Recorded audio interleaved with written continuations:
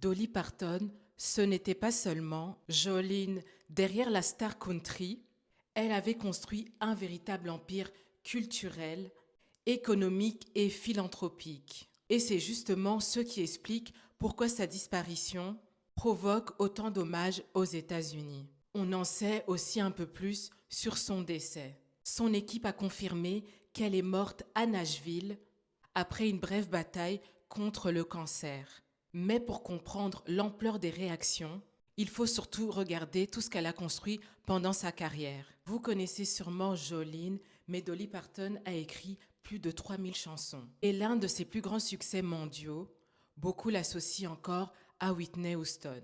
I Will Always Love You a été écrit et enregistré par Dolly Parton avant la version de Whitney Houston.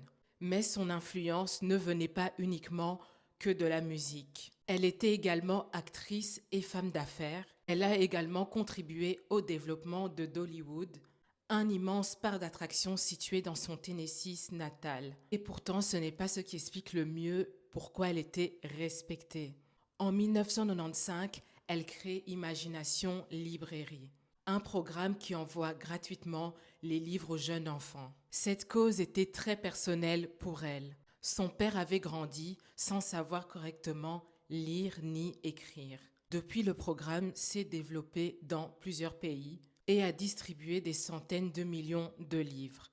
Et même après sa mort, Dollywood Foundation a annoncé poursuivre la mission. C'est donc ce mélange qui rend Dolly Parton particulière. Star de country, autrice, actrice, femme d'affaires, philanthrope, mais aussi personnalité capable de parler à des publics très différents. Et maintenant, une autre question se pose. Et maintenant, que va devenir tout l'héritage Dolly Parton après Dolly Parton?